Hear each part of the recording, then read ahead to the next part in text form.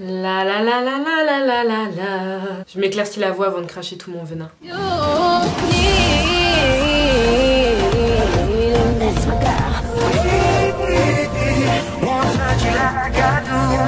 Salut mes poulets. On se retrouve aujourd'hui pour l'un des plus grands moments de cette chaîne. Vous le savez, je le sais, nous le savons, tout le monde le sait. Cette vidéo, vous l'avez tant attendue, je l'ai tant attendue. Il y avait besoin de pas mal de recherches parce que je sais très bien comment justement fonctionne ce cher Cyril Hanouna ainsi que son équipe sur TPMP. Je sais que je suis passible de me faire harceler par toute sa flopée de suiveurs qu'on appelle ses fans, par sa famille. Donc j'avais besoin de très bien cadrer mon truc, j'avais besoin de très bien écrire mon script, j'avais besoin de dire tout ce que j'avais à dire mais de le dire en respectant certaines limites pour ne pas que ça se retourne contre moi. Raison pour laquelle je suis désolée pour la longue attente mes poulets parce que ça fait presque un an que je vous ai promis cette vidéo je crois. Elle est enfin arrivée. C'est bien non? Comme qui dirait mieux vaut tard que jamais. Afin que ton téléphone ou ton ordinateur ne s'autodétruise pas avant que tu la vois, abonne-toi à ma chaîne. Alors j'aurais pu faire un truc très béaba et vous dire que je déteste Cyril Hanouna et TPMP parce qu'il est détestable et que l'émission ne vaut pas un clou. Mais apparemment je dois quand même un peu étayer tout ça. L'autre jour en fait en recevant une notification de Télérama, parce que oui, je reçois des notifications de Télérama, j'étais heureuse, mon petit cœur a été transporté en lisant le titre « Les audiences de TPMP dégringolent, la désinformation en temps de crise ne paye pas ». J'ai jubilé. Alors première chose, on va commencer doucement, on va se chauffer un peu, c'est quoi cette émission qui a même pas un community manager digne de ce nom?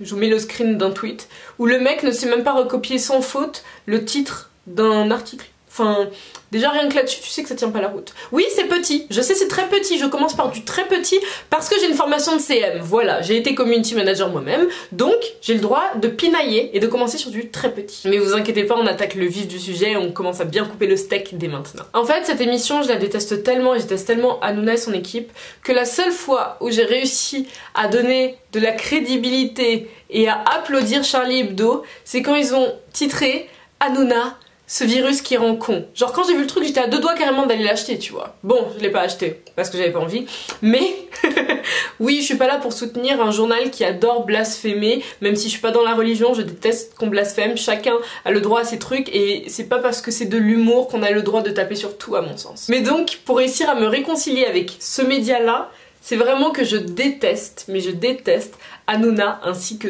tout ce qui tourne autour de lui en fait, tout ce qui tourne autour d'Hanouna, tout ce qui touche Hanouna, tout ce qui respire le même air que lui. I'm a savage. Classy, bougie, ratchet. Est-ce que c'est ça les paroles même? I don't know man. En fait l'essence même de son émission, elle repose sur le néant. C'est le creux intellectuel qui est poussé à son paroxysme. C'est ce qui se passe du début à la fin de l'émission. Vraiment du début à la fin de l'émission, il n'y a pas de structurel, il n'y a pas de fond en fait. C'est que du vent, sur une autre couche de vent, sur une tornade. Je déteste l'émission et vous allez me dire ouais mais comment elle peut savoir que c'est comme ci comme ça? Bah tout simplement parce que déjà pour la détester il faut bien que je la regarde un jour. Puis j'ai eu à la regarder pendant un certain temps parce que dans mes années de travail dans la vente, surtout lorsque je travaillais chez Nike sur les Champs-Élysées, bah j'avais certains de mes collègues qui je pense manquaient de discernement pour pouvoir accepter ce programme là et en fait forcer un peu le reste des autres à regarder ça lors de la pause le soir. Donc quand j'arrivais bah j'avais pas d'autre choix. Enfin j'allais pas manger dehors dans la cour toute seule assise sur des cailloux tu vois, j'allais rester sur le canapé en salle de pause et donc j'ai été forcée de regarder ça à plusieurs reprises, de subir le truc et donc j'ai pu vraiment décortiquer. C'est pas pour rien que je déteste Hanouna et TPMP, il y a des raisons et elles sont là ce soir. J'espère que c'est le soir quand je poste ça, sinon j'ai l'air débile. Mais encore une fois je tiens à rappeler mes poulets, si vous aimez regarder cette grosse tartine d'inculture, vous faites ce que vous voulez. Le pourquoi je déteste, je tiens à le rappeler, c'est Manon, c'est mon avis, ce sont mes arguments. Si vous pensez autrement, il n'y a pas de souci, ça veut pas dire que vous êtes une personne médiocre, ça veut pas dire que vous êtes moins bien que moi. Je déteste Hanouna et je déteste TPMP, mais vous avez le droit d'aimer. C'est pas pour autant que je veux vous bannir de ma communauté et que je vous regarderai de haut, pas du tout. En fait, faut savoir mes poulets que tout ce qui sort de la bouche d'Hanouna et tout ce qui se dit sur le plateau de TPMP, c'est quelque chose qui est à remettre en doute. Parce que par exemple, au début du confinement, il avait réuni plusieurs médecins, parmi eux on avait Cohen, on avait Ohana, on avait Salman et on avait Mohamed. Donc pour parler coronavirus. Alors d'après lui, il allait soi-disant rendre service au peuple, il allait répondre aux questions importantes, il allait faire quelque chose de très bien, genre c'est le Messie qui est arrivé. Lol.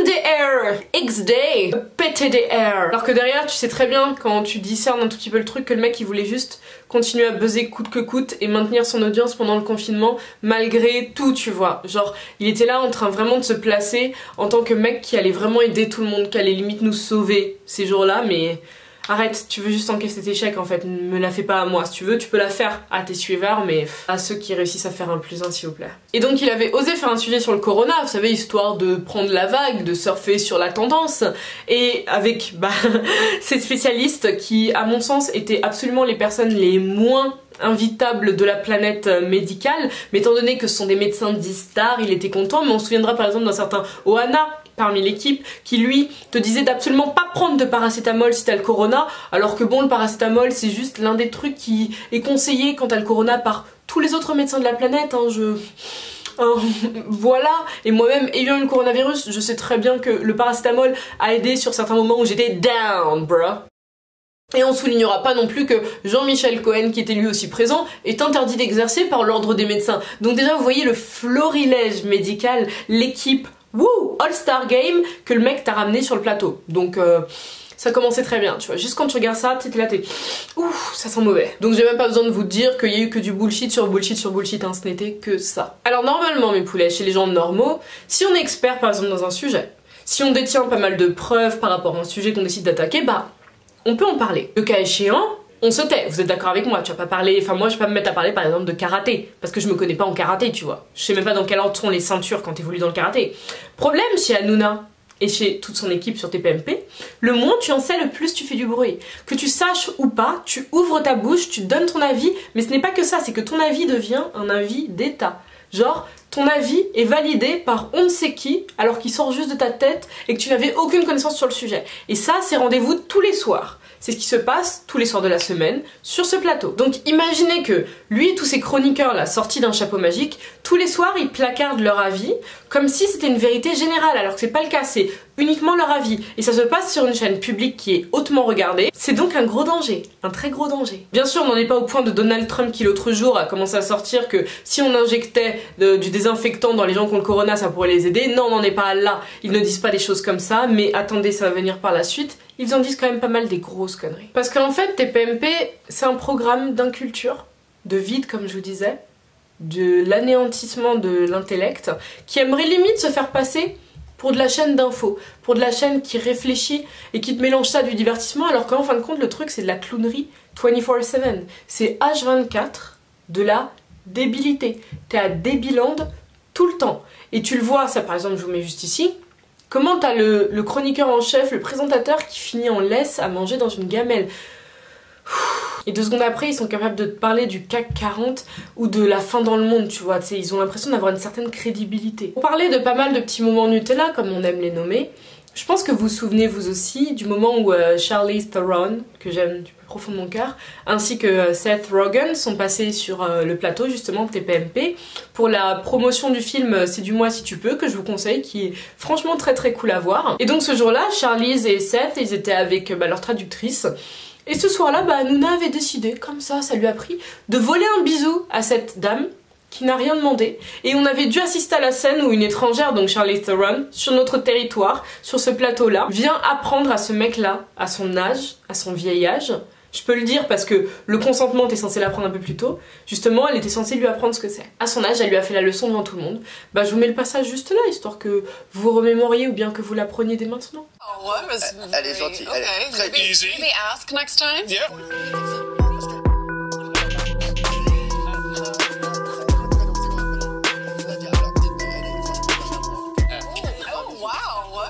Elle est gentille, elle est très Easy. Can we ask next time? Yeah. Certains seront capables de me dire « Oh, mais c'est qu'un petit bisou, quoi, qu'est-ce ?» Non, on appelle ça le consentement. C'est pas un petit bisou, on appelle ça le consentement. Tout simplement. Parce que quand sur une chaîne aussi publique, avec autant de téléspectateurs par soir, tu as le culot de faire ça impunément, imaginez juste le message que ça envoie aux personnes derrière. Donc venez pas me soutenir sur des vidéos comme la culture du viol, par exemple, si derrière, le b.a.-ba du consentement, le tout début, vous ne le respectez pas. Par exemple. Parce que pour continuer dans cette belle lancée, est-ce que vous vous souvenez du moment où le CSA a été saisi pour agression sexuelle sur le plateau de Touche pas à mon poste? Est-ce que vous vous souvenez de ça? Parce que pour celles et ceux qui connaissent pas, le CSA c'est le Conseil supérieur de l'audiovisuel, ou de l'audiovision, c'est un peu pareil. Et donc en France, c'est l'entité qui régule ce qui se passe à la radio ainsi qu'à la télévision. C'est-à-dire que si tu fais de la merde, c'est eux qui viennent te taper sur les doigts à la radio ou à la télé, pour faire très simple. Donc ils ont quand même du pouvoir. C'est un peu le king de la radio et de la télévision. C'est un peu le superviseur, c'est un peu la cour suprême de la radio et de la télé, en gros. Bref. En gros, en 2016, Hanouna avait eu la terrible idée d'organiser un marathon, je crois, d'une trentaine d'heures, je crois que c'était 35 heures, de TPMP, imagine le cauchemar. J'arrive pas à tenir une demi-heure devant le truc, 35 heures, c'est le genre de défi que vous devez me lancer pour de l'argent, ça. Sincèrement. Mais pour quand même pas mal d'argent. Parce que après c'est sûr que je ressors, imaginons là j'ai un QI à 135, je ressors il est à 22, et encore. Mais donc on a les images de Jean-Michel Maire, qui avait décidé d'embrasser les seins. Oui, vous savez, une jeune dame en fait qui s'appelle Soraya, je sais pas qui c'est. Elle avait un décolleté, comme une femme peut avoir un décolleté, et il avait décidé de lui embrasser les seins. C'est-à-dire que le mec a trouvé ça normal de se diriger vers la poitrine d'une femme qui n'est pas sa copine, qui n'est pas sa... Enfin bref, dont il n'a pas le consentement en plus, et de lui embrasser les seins, publiquement, à une heure de grande écoute. 10 sur 10 les porcs, 10 sur 10. Je vous laisse les images comme ça, histoire que vous ayez le truc bien en tête. Bon, on y va maintenant. Allez, alors un petit smack, comment? Un petit smack, juste un smack. Un smack. Oh.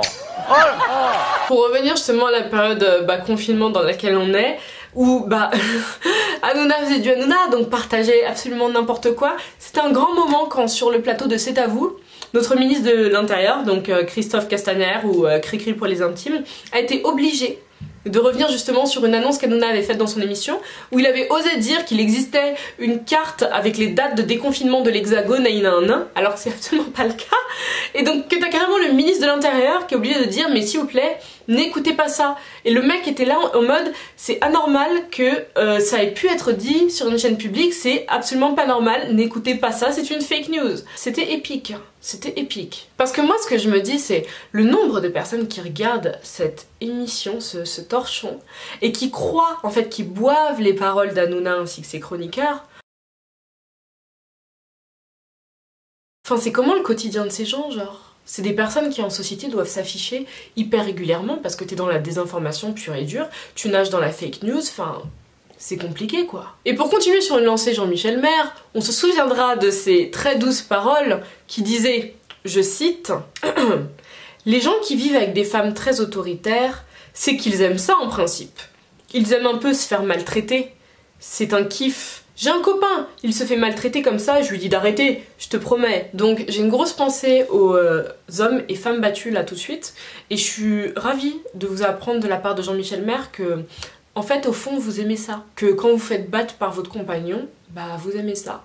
Puis j'apprendrai ça aussi aux enfants battus. Au fond, vous aimez ça quand papa et maman ils vous défoncent. Hein.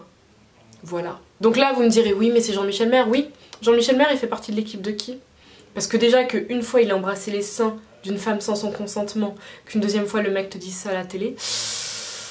sans se faire virer, parce que moi, à la rigueur, t'es dans mon équipe et j'étais pas au courant que t'étais déviant à ce point-là, je te vire en direct live, je te vire. Hanouna ne l'a pas fait, vous imaginez bien. Parce qu'on n'oublie pas en fait qu'il aime les profils déviants justement. Ça l'arrange, parce que ça buzz, ça fait du bruit, ça fait couler de l'encre, comme on dit dans le jargon journalistique. Donc le mec se repaît de ce genre de truc là. Et on se demande après comment je peux le détester, punaise. Parce que son émission en gros, t'es sur 500 000 à 1 million de téléspectateurs indépendamment du soir en fait et du pic. C'est dingue, c'est vraiment dingue quand tu vois le fou furieux qui dirige ça en fait et ce qui se répand pendant cette émission. C'est affligeant, c'est vraiment affligeant que le truc soit encore à l'antenne et que ça n'ait pas encore été supprimé quoi. Je sais pas combien il rapporte à l'État français pour que le truc soit encore là, mais c'est bon, on peut pas remettre C'est pas sorcier, c'était 1000 fois mieux Fred et Jamy. Hein. Parce qu'en fait ce mec il manipule ses viewers comme pas deux et il en profite pour faire glisser tout ce qu'il veut. Par exemple, faire venir Affida Turner sur le plateau pour parler de sa théorie complotiste au sujet du coronavirus et de l'État qui serait mêlé et qui le répandrait. Genre vraiment, surtout quand tu connais le profil d'Affida Turner, on sait très bien que Affida elle vient, ça va faire du bruit, ou bien la meuf elle va tomber et faire un truc trop bizarre, ou bien on va encore voir son entrejambe, enfin bref, il y aura toujours un truc avec Affida. Donc le mec, il fait toujours ça pour du clic et du buzz. C'est épuisant en fait. C'est épuisant, c'est pour ça que je vous dis c'est creux. C'est vraiment creux et ça se repose que sur du creux. C'est une tartinage de caca au-dessus du creux. Parce qu'à mon sens, à l'origine, l'émission, elle avait quand même un minimum justement de sens. Parce que ça décortiquait un peu les news du moment, les news chaudes et tout. Et Hanouna et l'équipe, ils amenaient un peu de moments rigolos, tu sais. Donc on était un peu sur un truc qui était assez intéressant. Un peu comme, comment il s'appelle? C'était un peu le Grand Journal qui faisait ça à l'époque de Michel Denisot. C'était un peu cool où tu sais, t'as de la news, mais en même temps, t'as les gens qui discutent. Chacun, il va de son avis et tout ça. Donc au début, ça avait un minimum de sens. Parce qu'aujourd'hui, c'est comment on en est à partager de la fake news, à tourner sur des théories du complot et parler que de ça comme si c'était avéré, à balancer du chocolat sur la tête de quelqu'un, à balancer des nouilles dans le slip d'un autre. Ah ouais, lourd, comme qui dirait, lourd comme concept. Hein. Parce qu'en gros maintenant ils font tout ça pour faire marrer, tu sais, un audimat qui a plus aucune attente. Mais sérieusement, genre l'audimat juste envoie-lui du contenu. Il n'a plus aucune attente parce qu'en même temps, bah tu veux faire quoi avec ça? Vous verrez qu'en plus sa fanbase est complètement tarée. Mais complètement tarée et absolument certaine de faire partie d'une famille qu'il aurait créée, raison pour laquelle il l'appelle Baba. Baba qui en plus, en arabe si je dis pas de bêtises, ça veut dire papa, donc vous voyez un peu le délire, enfin, le mec c'est le leader suprême. On est voilà. Le gars, tout ce qu'il fait là, c'est manipuler tous ses pantins, c'est faire rentrer de l'argent, et eux, ils sont sûrs et certains, parce que le mec envoie du faux amour depuis ses tweets où il les appelle mes chéris et tout le reste. Waouh, sacré niveau. Mais en attendant, il réussit à diriger sa secte, hein, donc moi, à clap. Parce que, entre nous, je peux détester quelqu'un, mais en même temps reconnaître que cette personne fait fort. Et là, c'est le cas.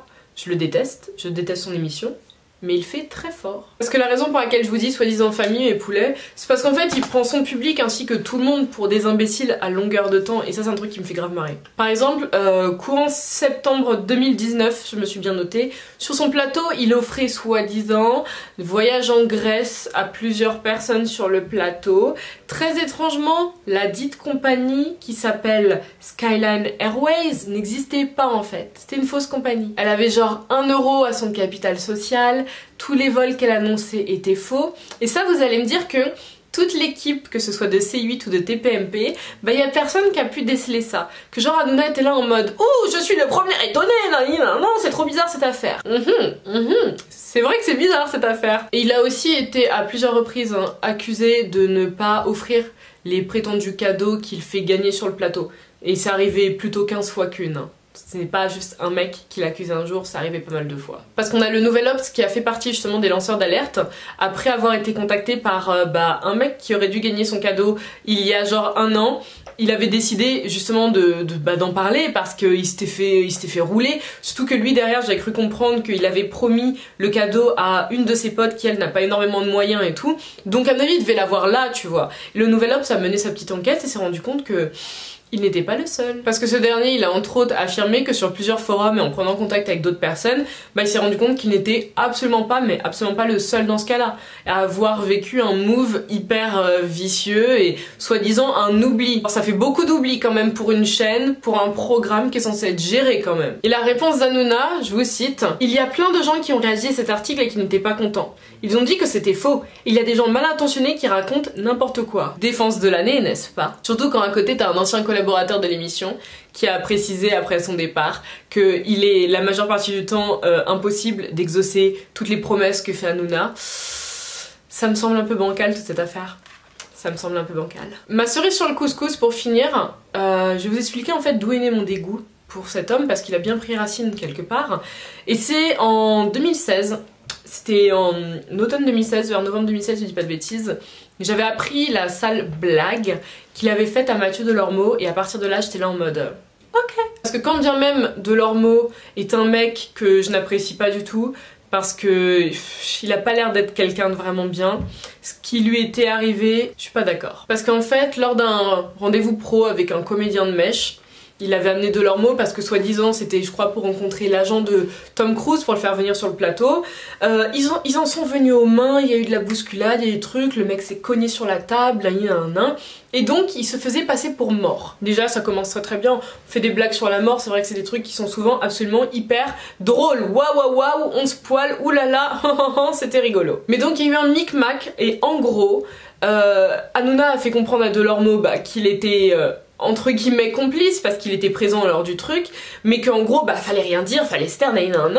Donc t'imagines que en tant qu'être humain, parce que le truc était très bien joué, hein, vous pouvez aller checker la vidéo, en tant qu'être humain, tu crois que t'as tué quelqu'un, tu crois que t'es complice en tout cas du meurtre de quelqu'un, tu crois en tout cas que tu as vu quelqu'un mourir. Déjà rien que ça, je pense que ça peut un minimum te retourner l'estomac, tu vois. Mais donc le mec a laissé Delormeau rentrer chez lui. Vas-y, genre rentre et bonne nuit mon gars. Le mec a donc chialé chez lui, on l'a su. Ça se trouve, qui nous dit? On ne sait pas. Il aurait pu penser à se flinguer. Parce que vous ne savez pas comment sont les gens en face de vous. C'est pour ça qu'encore une fois, quand vous faites des blagues à des gens, faites toujours attention à qui vous faites des blagues. Parce que moi, tu me fais ça, sensible comme je suis capable de sauter d'un pont parce que j'arriverai pas à vivre avec la mort d'un être humain sur la conscience, tu vois. Soit je vais voir la police parce que j'arriverai pas, soit je ne sais pas ce que je fais. Donc le mec l'a laissé mariner. Carrément Delormeau, il a appelé Fogiel, Marc-Olivier Fogiel, justement présentateur aussi, en lui expliquant ça. Et le mec l'a couvert et lui a dit qu'il va lui présenter Dupond-Moretti s'il a besoin de quelqu'un pour se défendre. Et il a dit que si les gens savaient tous les trucs qu'il y a sur Hanouna, plus jamais il serait à la télé. Donc déjà t'es sur des trucs en mode oulala, c'est rigolo. Dis-nous tout Marc-Olivier Fogiel, dis-nous tout. Mais en fait le tout, pour que le lendemain il le fasse venir comme d'Abotaf sur le plateau et qu'il lui montre les caméras cachées et toutes les images devant 1,5 million de téléspectateurs. Amazing. That's so brilliant. That's so respectful. Waouh. Et il ose dire, parce que le pire c'est qu'il ose dire que c'est son ami, tu vois. Delormeau, je ne sais pas ce qui s'est passé dans sa tête, je sais pas si vraiment il a pu passer à autre chose et prendre ça vraiment en mode blague et se dire non, il m'a juste fait une grosse farce. Quelqu'un me fait ça, t'es plus jamais mon ami, mais on ne se croise plus jamais. Si déjà je n'en viens pas aux mains avec toi, mais on ne se croise plus jamais. Parce que sur le plateau, t'avais Delormeau qui était en larmes en apprenant ça, parce que le mec a expliqué par la suite qu'il a vraiment cru avoir été là et avoir aidé, entre guillemets, à tuer quelqu'un et avoir couvert ça, et risquer de la prison. C'est super. Mais donc voilà mes poulets, c'est tout pour moi sur ce pourquoi je déteste Cyril Hanouna et touche pas mon poste. Je suis désolée si la vidéo est un peu longue, ça se trouve, je sais même pas combien de temps là j'ai tourné. J'avais des choses à dire. Il y a des choses à sortir et à les sortir tout en restant poli, ce qui est très très difficile quand tu détestes vraiment un animateur ainsi que son équipe, ainsi que tout le concept de son émission en fait, qui repose uniquement sur afficher des gens, rabaisser les gens, partager de la fake news, être dans l'anéantissement de la culture, de l'intelligence et tout le reste, je ne peux absolument pas. Parce que la raison pour laquelle on lui a demandé de participer au tournage de la série française validée de Franck Gastambide, pour celles et ceux qui l'ont vu, désolé du spoil pour les autres, la raison pour laquelle justement il y a eu ce passage sur le plateau, vous savez, entre Mastar et Apache, avec le traquenard justement pour un peu casser Apache, c'est parce que ce traquenard, et vous l'avez entendu si vous avez regardé la série, pardon, c'est qu'il l'avait tendu entre Caris et Booba. Et c'est des jeux qui s'amusent à faire avec des êtres humains et que je trouve pas drôle. Comme le truc où, comment il s'appelle? Comme le moment où Gilles Verdez, l'un de ses chroniqueurs qui était prof, ou est encore prof, là où j'ai fait mon master, donc là où il a poussé à faire publiquement sa demande en mariage à une femme qui est fatou, on le savait que ça se sentait qu'elle ne voulait pas trop. Enfin bref, le mec s'amuse à faire tout ça. Sur ça, je vous le dis, il s'amuse avec ses pantins. Ses pantins sont ses chroniqueurs autant que le public. Et c'est un truc que je ne peux pas. Donc j'ai mis mon temps. Et cette vidéo, j'espère que je vous aurai appris des choses. Que si jamais vous n'aimiez pas sans savoir, bah vous avez des raisons. Et si jamais vous étiez fan, bah j'espère au moins avoir pu un minimum changer votre regard ou que vous ayez ouvert les yeux. Vous pouvez continuer à être fan, hein, ça changera rien à ma vie, ça me rendra pas plus riche, ça me rendra pas plus belle et plus intelligente, c'est sûr. Mais j'espère juste avoir un peu ouvert les yeux parce que je trouve que c'est de la manipulation des masses et j'aime pas trop ça beaucoup. Donc si la vidéo vous a plu, on hit le pouce bleu. La famille de Cyril Hanouna, là, ses followers, si vous aimez pas, c'est pas mon problème. Vous pouvez appuyer sur le pouce rouge, dans tous les cas, ça va quand même travailler l'algorithme, comme ça vous allez me remonter la vidéo. Et au pire, vous pouvez aussi m'insulter dans les commentaires, c'est pareil, ça va rajouter des trucs, ça va travailler l'algorithme et ça va remonter la vidéo dans les résultats de YouTube. Donc là où vous croyez qu'en fait vous allez me descendre, vous inquiétez pas. Parce qu'on est plus de personnes, je pense, à ouvrir les yeux sur ce personnage que de personnes à le suivre et à le praise the Lord comme si c'était quelqu'un de réellement bienveillant et positif. Sur ce, moi je fais des gros bisous, je pense fort à vous, on est confinés, on reste ensemble les gars, on sait pas jusqu'à quand mais on reste ensemble et je vous retrouve très très bientôt mes poulets. Entre temps, venez me rejoindre sur Instagram, vous le savez très bien, j'y suis hyper active, ainsi que sur Twitter. Prenez grave soin de vous. Mouah. Peace guys. You